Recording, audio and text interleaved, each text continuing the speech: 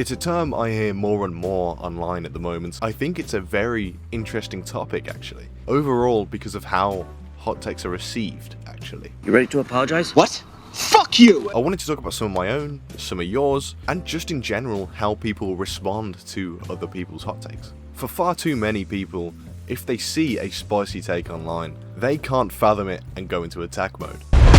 Full on, guns blazing, determined to insult the family bloodline to assert dominance over their opinion being better than the one they've just seen. I am better! This is kind of an overall issue with debates online, and there is a large amount of debate content that is just saying a whole lot of nothing. And I think hot takes are now used in that same vein at times. As opposed to igniting an actual productive, interesting conversation, it is used for clicks and rage bait, and people get hooks and go for it big time. There are a few things that ignited this video itself. As of writing this tomorrow, I'm gonna see the Bone Temple. I am ecstatic about it. I consider last year's 28 Years Later to be pretty close to a masterpiece. I think it's an incredible movie. It's one of my favorite films from the last few years, and I know it was very controversial for a lot of fans.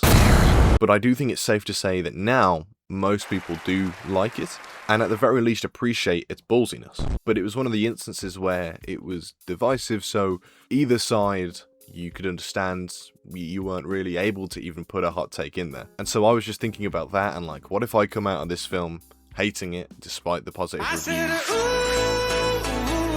Come on, baby, turn the lights off. So I've just naturally been thinking about that and how when that film came out, I was in love with it. I saw it twice in cinemas. I've now seen it a third time on Blu-ray. But I remember at the time being a bit anxious to go in because I'd seen a lot of people that weren't the biggest fan, and I came out completely disagreeing with that. The other thing is that I realized I found myself in a certain space on TikTok where I didn't even realize I was handing out some of my own hot takes. God help me. Specifically on Stranger Things Season 5. I was under the impression that most people weren't the biggest fans of the ending. On YouTube, on my TikTok For You page, on my Reels, pretty much any social media I'm on, I've seen people that I pretty much agree with entirely disliking the finale, the final season. But I also do understand that it's been conflicting enough that saying you either like or don't like how it ended, neither is really a hot take because it's quite balanced, I think, overall. There's a lot of people on both sides. So I was expecting a bit of pushback on my video. At the time of this video coming out, I think it came out 2 weeks ago, most of the comments that I read on my video were pretty positive, even from those who disagreed with me, which is why I was quite shocked when I was getting slewed over on TikTok. ComicBro405 gave an awesome comment basically picking what I said that he disagreed with and even points that he thinks I was maybe wrong on. I love that. My favorite thing about film and TV as the art form that they are is the community around it. Being able to discuss the differing opinions and why we think this way and either understand all perspectives or sometimes you won't.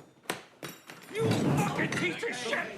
But it's still such an enjoyable debate to have. There are points that this dude made that I disagree with, as evident from my video, but I still loved hearing their thoughts, and I hope that they enjoyed my video and thought that I made decent points, even if there was some inherent disagreement along the way. Now, I'm incredibly fortunate to have had mostly positive interactions on my time on this channel. Even if you want to tell me that a statement I've made is objectively wrong, or at least flawed in how I've presented it, because then I can just improve for the next time.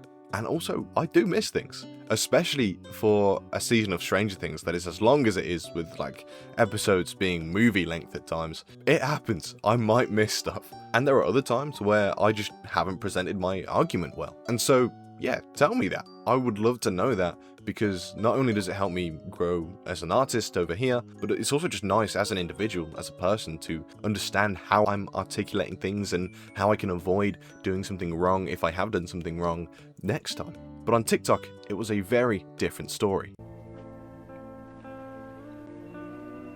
Now, most of the comments on this YouTube video actually agree with me, which is nice. I didn't expect that. I was expecting more differing opinions, but hey, that's awesome. I'm glad if we can connect over a shared opinion on a piece of media. I'm glad to be able to connect over differing opinions on a piece of media.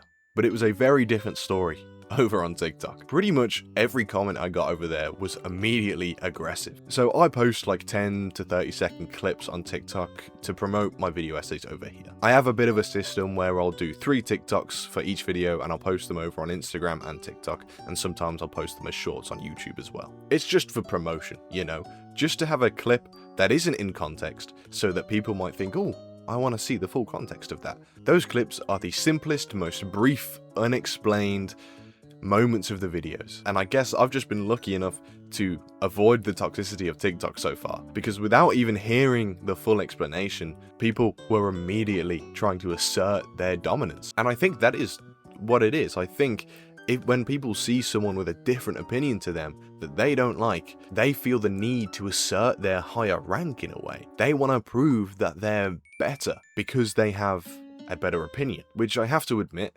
is kind of weird to me, but I'm also not exempt from this. When The Flash came out, I went to watch it with an old friend, and we had complete opposite experiences. I was miserable from pretty early on, not engaged. Honestly, the longer the film went on, I was praying for the ending to come. I hated the forceful feeding of nostalgia through Keaton's Batman, and eventually the ghoulish CGI corpses at the end of Superman and Batman, even though this is a Flash movie.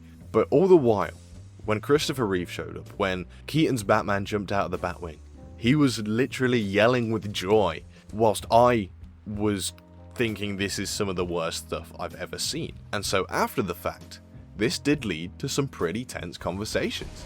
I understand. And he was obviously on the side where he didn't hate the cameo fest, and I began to get legitimately frustrated with him. Ooh. It was one of those circumstances where I was so infuriated by the film itself and the nature of what took place that any defense I kind of considered to be insane. And that's not fair. It's not fair because you can like what you like. Even though when it came to the Christopher Reeve cameo and stuff, I genuinely considered it to be morally gross, in the same way that bringing back Ian Holm in Alien Romulus, I morally disagree with and feel gross and icky watching stuff like that. But despite that, those are my individual morals. Everyone has a different moral compass to a degree. And I think the biggest thing is that we're ultimately still arguing over stuff within a piece of fiction. If you like something, you should like it with pride and not let anyone else take that away. And exact same goes for if you dislike something. You don't have to like it just because someone else thought it was genuinely good. Anyone who feels the need to actually pull someone down for liking or disliking something are usually the worst kind of people. After listening to me rant about The Flash, you should still be able to go and watch The Flash if you enjoy it. I think back now, and whilst I still very much firmly disagree with all his points on why he enjoyed The Flash, but I understand and appreciate it nonetheless. My hate for The Flash goes much further than simply that sequence. I genuinely hate most things about the film. But I'm using this as an example to kind of say, fighting our arguments, even on fictional media, are clearly just so important to us. And I think it comes from a place of wanting to be understood, rather than establishing superiority, which is what so much of the internet is now focused on, more than the understanding aspect. As I say, going back to that comment I was referring to earlier, I completely understand why they enjoyed the Stranger Things finale. I just didn't, and I just personally disagreed with certain things that worked for them. And so once again, that's why I love the discussion. So, to be entirely fair, I wanted to talk about some of my hot takes that I wish more people did understand. One of these would be that I think Batman v Superman is a pretty damn good movie. The greatest gladiator match in the history of the world. I think Dunkirk was boring and Tenet was nonsense. Alright. I think No Way Home is good enough at best. How's this helping? And I think The Dark Knight Rises was a perfect ending to that trilogy. I think Prometheus is an excellent movie, but I think Alien Earth is the best thing to happen to the franchise in years. And no, I'm not going to be explaining these right here, right now, because that's not the point of this video. But if you do want to hear my full thoughts and explanations on these hot takes, do subscribe, because I do have plans to discuss them in some future videos. But then it's only fair that now I want to look at some of your hot takes. One comment I had on the post where I asked about them was that they thought the Dark Knight trilogy wasn't Nolan's best work, and I think most people actually agree with this. It is a beloved trilogy, but I see this argument pretty frequently, and I would be inclined to agree with it as well. I think a few years ago it probably was more of a hot take, but now Nolan has shown even more of his ability with Oppenheimer. I know so many people love Dunkirk and Tenet. My favourite Nolan film is Interstellar, and so with that being the only comment on my post, I was dragged into Reddit the home of everything lovely and nice. There was this one about Marvel having maybe 3 great movies with the rest ranging from okay to terrible, and I'm assuming this is specifically about MCU movies. They said that they believe most of them will be forgotten about in 20 years, and I do think this is a spicy one because I know there's so much love from phases 1 to 3. I remember coming up to Infinity War and Endgame, people were like, oh, Marvel haven't really had a miss, so are we due one now? But I do think they've had a lot of misses, in fact, including in that period. Of course, there are huge exceptions. There are some brilliant MCU movies out there, but a lot of them did not leave an impact whatsoever. And I think now the ratio has skewed massively to accommodate this idea because of the lack of quality throughout Phase 4. But definitely a spicy take, and I like it. Someone said they weren't excited for the Batman. I hope they enjoyed it because my hype was off the charts after the first trailer, and it superseded my hype. Paul Thomas Anderson only has one good movie. Now this is just a bit wild to me. My simple response would be There Will Be Blood and Boogie Nights. That's 2 already that are absolutely phenomenal. So that definitely does get confirmed as a spicy take. TASM 2 and Spider-Man 3 are better than Far From Home is indeed a pretty heated opinion, but another I have to say I think I agree with. As you can tell, I've agreed with a few of these. The craziest one to me, but someone said The Shining was misdirected and miscast. I consider The Shining to be one of the best directed and best acted movies of all time, so that was a very wild read. Finally, to end this part of the video, I saw someone say Infinity War did the same thing as The Last Jedi with killing off beloved characters. Now this one is an interesting one because I think they're so different. Infinity War really wasn't a goodbye to these characters, and we all knew that when it happened.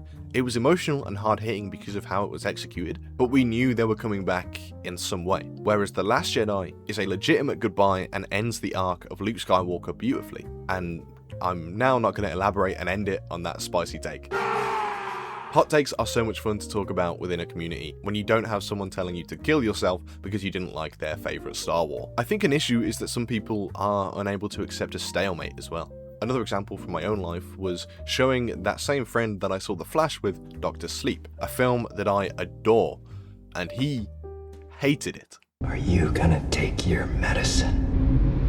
I'm not. I was so upset by it that part of my video essay was fueled by hoping that he could understand and come round to enjoy that movie more. And after watching my video essay, he did say he had a clearer understanding of why I liked it and clearer understanding of what the movie was going for. But he still stood by his very strong dislike for the film. And that was that. Some of my favourite conversations were those debates, and sometimes neither side will or can nudge. But imagine how boring it would be if everyone just agreed on every film opinion. What I consider to be a beautiful, human piece of art may be an ineffective character arc for someone else, and that's totally fine. I just think overall, hot takes are an enjoyable topic to discuss. I think platforms like TikTok, things that are so quick, and the rush to assert your dominance probably comes from the shortening attention spans pushed by social media, and I think the people who do act on that and are aggressive and